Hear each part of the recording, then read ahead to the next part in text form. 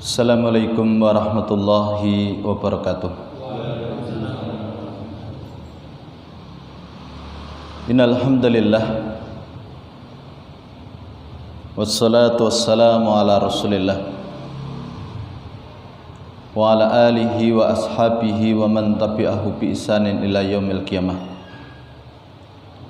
Allahumma shalli ala Muhammad wa ala ali Muhammad kama shallaita ala Ibrahim wa ala ali Ibrahim fil alamin innaka Hamidum Majid. Alhamdulillah, Bapak-bapak, saudara-saudara yang mudah-mudahan dirahmati oleh Allah Subhanahu wa taala. Alhamdulillah, pada kesempatan malam hari ini dengan izin Allah Subhanahu wa taala kita dikumpulkan di majelis yang mulia ini.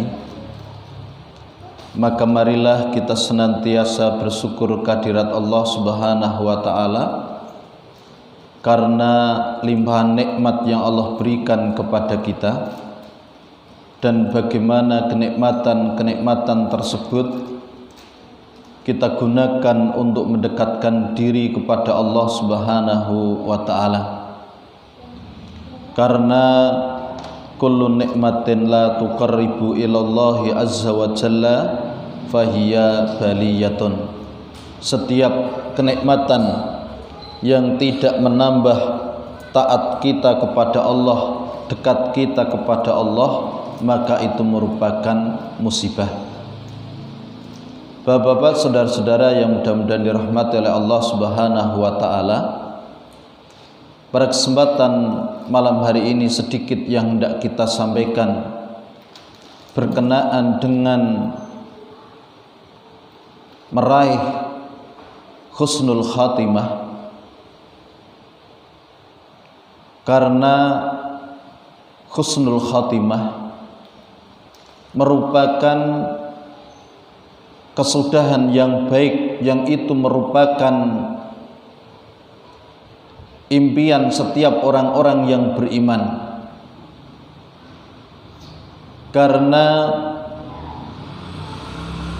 husnul khatimah itu di belakangnya adalah kebaikan-kebaikan. Li'anna wara'al husnil khatimah dukhul jannah. Karena di belakang atau sesudah husnul khatimah, maka seseorang akan memperoleh surga. Dia akan memperoleh kenikmatan, dan ini merupakan dambaan setiap orang, dambaan setiap mukmin. Dan husnul khatimah itu merupakan kesimpulan dari seluruh aktivitas setiap manusia selama dia hidup di dunia. Sehingga Rasulullah sallallahu alaihi wasallam di dalam hadis yang diriwayatkan oleh Imam Al-Bukhari, Rasulullah sallallahu alaihi wasallam bersabda, wa innamal a'malu bil khawatim. Sesungguhnya amalan itu tergantung pada penutupnya. Sehingga akhir yang baik itu merupakan kesimpulan dari kegiatan dan aktivitas manusia yang telah dilakukannya. Apakah itu berupa kebaikan maupun keburukan, itu akan disimpulkan di amalan terakhir dari orang tersebut. Sehingga memikirkan akhir yang baik, memikirkan husnul khatimah, itu merupakan kesibukan mereka orang-orang soleh.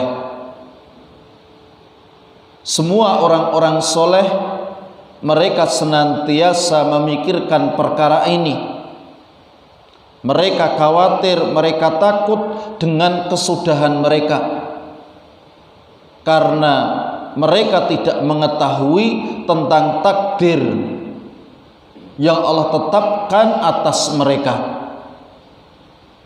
Tidak ada satupun makhluk yang mengetahui apa yang tercatat di Lauhul Mahfuz, bagaimana kesudahan akhir dari kehidupan mereka kelak,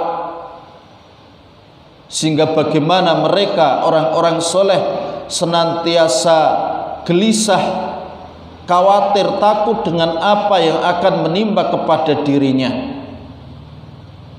Bahkan Imam Al-Bukhari,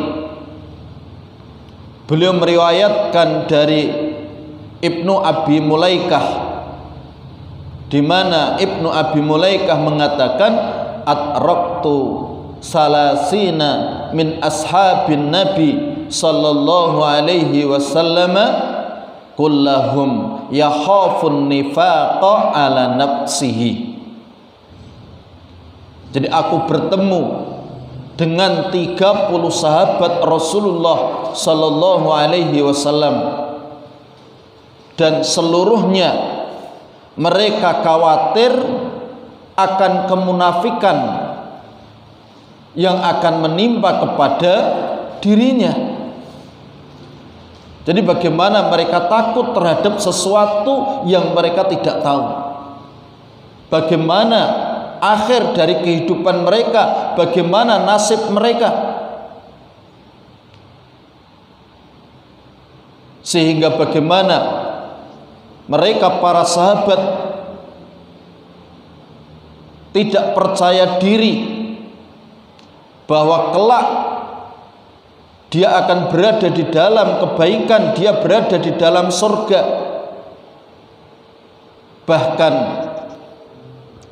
ketika kita jumpai ada di antara sahabat yang mereka sudah dijamin masuk surga oleh Rasulullah sallallahu alaihi wasallam pun, mereka masih tidak percaya terhadap diri mereka. Mereka masih takut, mereka masih khawatir dengan apa yang akan menimpa dirinya. Umar bin Al-Khattab di antara sahabat tersebut yang Rasulullah sallallahu alaihi wasallam pernah bersabda, "Wa Umar fil jannah," dan Umar berada di dalam surga. Dan juga bagaimana Nabi sallallahu alaihi wasallam beliau mengabarkan bahwa Rasulullah sallallahu alaihi wasallam pernah melihat istana Umar di dalam surga. Berdasarkan satu riwayat dari Mu'adz bin Jabal radhiyallahu an,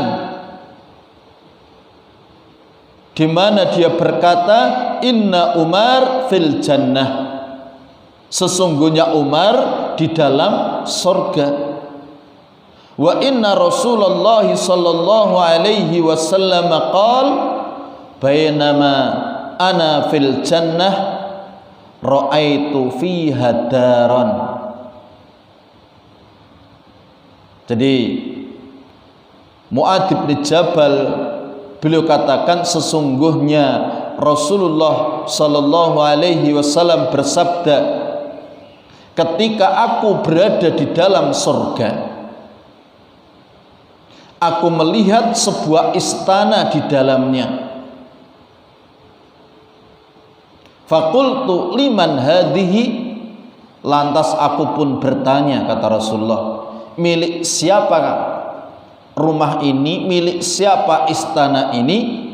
Faqila, maka dikatakan li Umar bin Al-Khattab, milik Umar bin Khattab. Dan kita juga tahu bagaimana Umar bin Al-Khattab yang Rasulullah sallallahu alaihi wasallam pernah berkata kepadanya, kepada Umar, "Walladzi nafsi biyadihi," demi zat yang jiwaku berada di tangannya.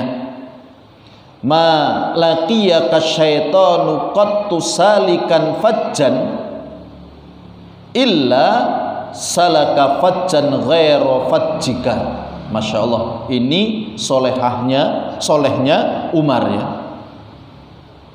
Sampai Rasulullah bersabda, demi zat yang jiwaku berada di tangannya, tidaklah setan melihat engkau melewati suatu jalan kecuali setan akan mencari jalan yang lain yang tidak kamu lewati. Bagaimana takutnya setan kepada Umar bin Khattab, sampai ketika Umar lewat suatu jalan, maka bagaimana setan akan mencari jalan yang lain.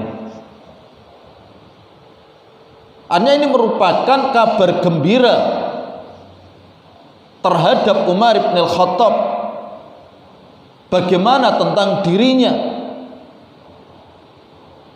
Akan tetapi bagaimana nanti keadaan Umar bin Khattab tentang dirinya sendiri, terhadap nasib dirinya sendiri. Sampai-sampai di dalam satu riwayat bagaimana takut dan khawatirnya Umar, sampai ada satu kisah pada suatu hari ketika Umar melihat Hudzaifah ibnul Yaman tidak mau mensolati seseorang yang meninggal. Jadi Umar melihat Hudzaifah ibnul Yaman itu tidak mau mensolati seseorang yang meninggal.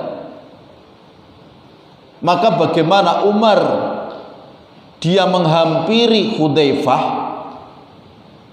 lantas Umar bertanya, hal sammanillaka Rasulullah sallallahu alaihi wasallam ma'aman sumya minal munafiqin. Kita tahu bahwa Hudzaifah ibnul Yaman itu sahabat yang dia disebut dengan shahibus sir, sahabat yang memegang rahasia dari Nabi, satu-satunya sahabat yang diberikan kabar oleh Rasulullah tentang nama-nama orang munafik, itu Hudzaifah ibnul Yaman. Maka begitu suatu hari Hudzaifah tidak mau mensolati orang yang meninggal, bagaimana Umar mendekati Hudzaifah lantas bertanya, hal samani laka Rasulullah sallallahu alaihi wasallam ma'aman sumya minal munafikin. Apakah Rasulullah sallallahu alaihi wasallam menyebut namaku termasuk orang-orang munafik yang disebutkan kepadamu? Nih khawatirnya Umar, takutnya Umar kalau dirinya itu termasuk orang munafik. Padahal Rasulullah sudah menjelaskan, sudah mengatakan dia ini orang yang dijamin masuk surga. Itu saja bagaimana dia masih takut, dia masih khawatir terhadap nasib dirinya. Maka begitu mendengar pertanyaan Umar, bagaimana Hudzaifah menjawab, la wala uzakki ba'daka ahadan, tentu tidak, dan aku tidak akan mensucikan seorang pun setelah ini, gitu loh. Artinya nanti Hudzaifah menyebutkan tidak akan mengatakan lagi kepada seorang pun setelah ini, setelah Umar bertanya ini.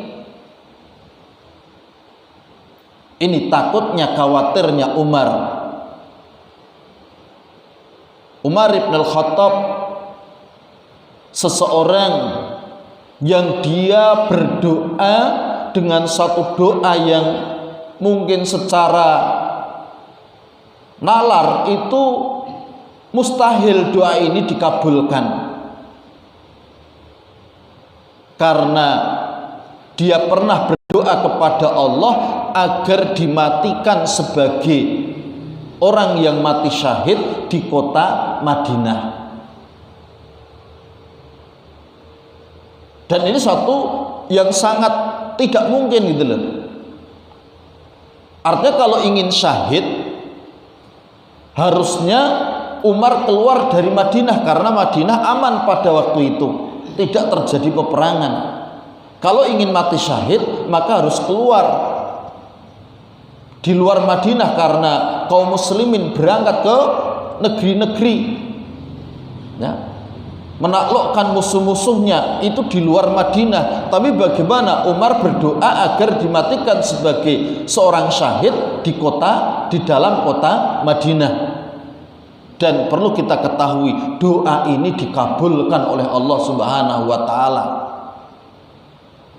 Ketika dia sedang mengimami sholat subuh, bagaimana dia ditikam oleh Abu Lu'lu'ah al-Majusi, oleh seorang Majusi ya, yang itu membawa kepada syahidnya, kepada kematiannya. Artinya doanya Umar ini dikabulkan oleh Allah Subhanahu wa taala, dia mati syahid di kota Madinah. Sehingga ketika ada orang yang memuji-muji dia karena doa dia itu dikabulkan oleh Allah Subhanahu wa taala, apa kata Umar? Kafafan, cukup, jangan kamu puji-puji aku. Lali wala alayya, aku hanya berharap pupus semuanya, artinya tidak kepadaku dan tidak atasku. Maksudnya bagaimana dia itu di hadapan Allah itu tidak untung, tidak rugi, itu saja sudah suatu kebahagiaan gitu loh. Jadi kondisi Umar yang seperti itu bagaimana? Dia sangat takut, dia sangat khawatir terhadap nasib dirinya. Begitu juga dalam satu riwayat, sebagaimana Sufyan As-Tsauri yang itu pernah dikisahkan oleh Ibnu Rajab Al-Hambali rahimahullah. Ibnu Rajab mengatakan, wa kana Sufyan yastaddu qalaquhu minas sawabiqi wal khawatimi. Jadi Sufyan bin Uyainah, Sufyan As-Tsauri ya. Wa kana Sufyan, maksudnya Sufyan As-Tsauri. Beliau ini sangat gelisah hatinya, gundah gulana dengan amalannya ya, yang telah lalu dan bagaimana kesudahannya nanti. Jadi bagaimana dia dihinggapi di dalam hatinya itu rasa gundah gulana, khawatir, takut dengan amalan-amalan yang telah lalu, apakah amalan itu diterima dan bagaimana nasib akhir daripada kehidupannya. Fakana yabti wa yaqulu akhafu an akuna fi ummil kitabi syaqiyan. Kemudian dia pun menangis dan berkata, aku khawatir apabila aku tercatat di Lauhul Mahfuz, di dalam catatan takdir ya, itu termasuk orang-orang yang celaka. Fakana yabki ya.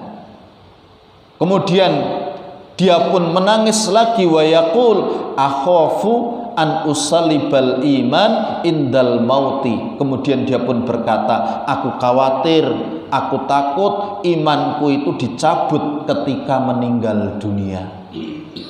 Nih, ini gambaran tentang kehidupan orang-orang soleh dahulu. Bagaimana mereka senantiasa memikirkan dengan nasib dirinya di akhirnya. Dia khawatir apa yang akan menimpa dirinya. Mereka gelisah, sehingga itu membuat mereka bersungguh-sungguh untuk berbuat baik, bersungguh-sungguh untuk beribadah kepada Allah Subhanahu wa ta'ala. Sehingga bapak-bapak, saudara-saudara yang mudah-mudahan dirahmati oleh Allah Subhanahu wa ta'ala, orang sekelas Umar bin Al-Khattab yang sesoleh itu saja masih takut, masih khawatir, maka kita yang tentunya tidak lebih baik, bahkan jauh di bawah Umar ibn al-Khattab, harus lebih takut lagi. Sehingga kita bersungguh-sungguh ya beribadah kepada Allah Subhanahu wa taala. Kita senantiasa memohon, berdoa agar diberikan yang terbaik di akhir kehidupan kita. Maka jangan sampai kita bosan-bosan di dalam memohon, berdoa kepada Allah Subhanahu wa taala. Karena kita lihat para nabi saja bagaimana mereka senantiasa berdoa memohon kepada Allah agar dimatikan dalam keadaan baik. Satu contoh, Nabi Yusuf, seorang nabi yang dia berhasil menghadapi cobaan dan ujian yang beraneka ragam. Sejak dia dibuang oleh saudara-saudaranya, kemudian dia dijadikan budak, kemudian dijual dengan harga yang murah, kemudian sampai dia menjadi pembesar, kemudian bertemu dengan saudara-saudaranya, bertemu dengan bapaknya, kemudian dia juga berhasil menghadapi cobaan ujian yang berat ketika menghadapi istri penguasa pada waktu itu. Dia digoda, dia pun berhasil. Tetapi sekalipun dia sesoleh itu, sebaik itu, bagaimana dia tetap memohon, berdoa kepada Allah dengan doanya, tawaffani musliman wa alhiqni bisolihin. Ini doanya Nabi Yusuf. Matikanlah aku sebagai seorang muslim dan gabungkanlah, pertemukanlah aku bersama dengan orang-orang soleh. Jadi berdoa kepada Allah itu tidak boleh kita lalaikan. Kita senantiasa memohon kepada Allah agar diberikan akhir hidup yang baik. Kemudian juga dikumpulkan dengan orang-orang yang soleh, dengan orang-orang yang baik. Karena nanti teman itu sangat mempengaruhi di dalam hidup kita, sampai sangat-sangat mempengaruhi di saat-saat akhir dari kehidupan kita. Karena teman itu sangat memberikan pengaruh yang luar biasa. Maka bagaimana kita mencari teman-teman yang baik? Kita tahu Abu Thalib, paman Rasulullah Sallallahu Alaihi Wasallam, dia sangat tahu terhadap apa yang dibawa oleh keponakannya. Dia tahu bahwa itu benar, ya, agama yang dibawa oleh keponakannya Rasulullah Sallallahu Alaihi Wasallam itu hak. Dia tahu, dia paham betul. Dan bagaimana dia menolong, melindungi, menjaga Rasulullah Sallallahu Alaihi Wasallam, sehingga orang-orang kafir Quraisy pada waktu itu tidak berani, ya, untuk menyakiti, mengganggu Rasulullah Sallallahu Alaihi Wasallam karena dia berada di bawah perlindungan Abu Thalib. Jasanya Abu Thalib luar biasa terhadap Rasulullah Sallallahu Alaihi Wasallam. Akan tetapi bagaimana nasib akhir daripada Abu Thalib? dia sampai meninggalnya itu tidak mau mengucapkan la ilaha illallah disebabkan karena teman dekatnya. Jadi ketika hendak meninggal, Rasulullah berkata kepada pamannya, wahai pamanku, qul ya ammi la ilaha illallah, wahai pamanku ucapkan la ilaha illallah. Tapi pada waktu itu di sampingnya ada dua orang kafir Quraisy, Abu Jahal dan Abdullah bin Abi Umayyah. Ketika Rasulullah membujuk mengatakan seperti itu, maka dua orang kafir Quraisy ini pun mengatakan, atarghabu ammillati Abdul Muthalib, apakah engkau hendak tinggalkan agama nenek moyang kamu Abdul Muthalib? Nih, rebutan. Sampai akhirnya Abu Thalib pun enggan, sampai meninggal enggan mengucapkan la ilaha illallah. Karena apa? Pengaruh teman. Sehingga bagaimana Nabi Yusuf tadi diantara doanya, wa alhiqni bisolihin, gabungkanlah aku dengan orang-orang yang soleh. Berkumpul dengan orang-orang baik itu memberikan pengaruh yang luar biasa. Maka sekali lagi ya, kita berharap perkumpulan kita, pertemuan kita itu akan membawa kepada kebaikan. Kita sering bertemu dengan orang-orang baik, orang-orang yang rajin ibadah. Itu akan membawa kepada kebaikan diri kita. Sehingga bapak-bapak, saudara-saudara yang mudah-mudahan dirahmati oleh Allah Subhanahu wa taala, bagaimana kita senantiasa memohon, berdoa kepada Allah agar diberikan akhir hidup yang baik. Karena kalau orang-orang sekelas Umar bin Khattab, sekelas Sufyan Ats-Tsauri, itu saja dia masih takut, masih khawatir, maka tentunya kita itu lebih khawatir lagi. Sehingga rasa khawatir, rasa takut itu menjadikan kita bersemangat untuk melakukan kebaikan-kebaikan, bersemangat untuk melakukan ibadah-ibadah kepada Allah Subhanahu wa ta'ala. Karena kebaikan-kebaikan yang kita lakukan, kebiasaan-kebiasaan baik yang kita kerjakan itu akan terbawa ketika saat-saat yang genting di akhir kehidupan kita. Sehingga sampai ada satu kisah seseorang yang dia itu ketika hendak meninggal ya, ketika putrinya menangis, maka dia berkata, la tabki ya bunayya, janganlah engkau menangis wahai putriku, faqad khatamtul Qur'an fi hadzal baiti arba'ata alafin khatmah.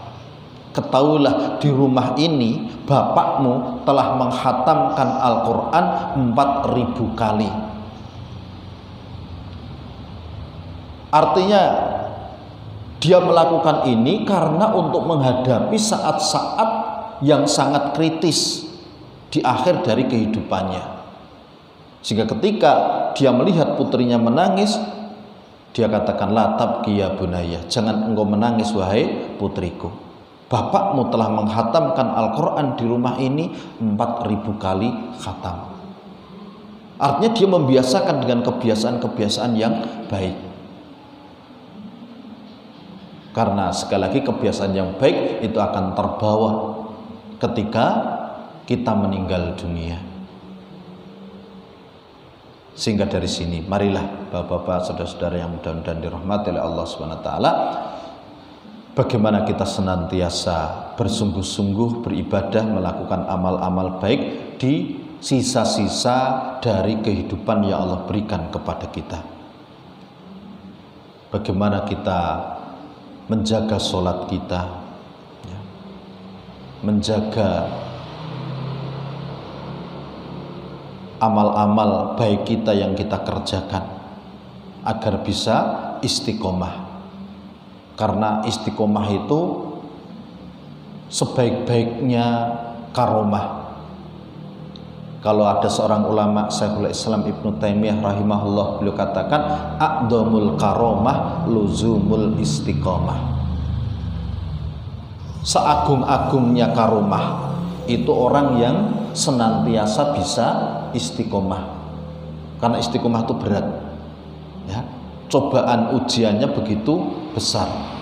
Kita istiqomah di dalam beribadah, datang ke masjid, datang ke pengajian dan seterusnya, itu bukan perkara ringan. Maka ketika kita dimudahkan oleh Allah untuk melakukan itu, bagaimana kita bersyukur, kemudian kita jaga, ya. Mudah-mudahan kebaikan-kebaikan itu akan terbawa di saat-saat akhir dari kehidupan kita. Ini yang bisa kita sampaikan pada kesempatan malam hari ini, dan insya Allah nanti kita akan lanjutkan pada kesempatan-kesempatan yang akan datang tentang bagaimana agar kita bisa meraih husnul khotimah. Kiat-kiat apa saja agar kita bisa husnul khotimah. Karena ini sekali lagi, husnul khotimah itu satu nikmat yang sangat besar. Karena di belakang husnul khotimah itu kebaikan. Jadi li'anna wara'al husnil khatimah dukhulil jannah. Di belakang husnul khatimah itu adalah masuk surga dan juga kenikmatan-kenikmatan. Begitu pula sebaliknya nanti, kalau sampai su'ul khatimah, maka di belakangnya itu adalah keburukan. Ini yang bisa kita sampaikan, mudah-mudahan bermanfaat. Kalau ada salah khilafnya, saya istighfar kepada Allah, mohon maaf. Aqulu qouli hadza wa astaghfirullah li wa lakum wa lisairil muslimina min kulli dhanbin innahu huwal ghafurur rahim. Mari kita akhiri majelis pada malam hari ini dengan doa kafaratul majelis. Subhanaka Allahumma wa bihamdika asyhadu an la ilaha illa anta astaghfiruka wa atubu ilaik. Wassalamualaikum warahmatullahi wabarakatuh.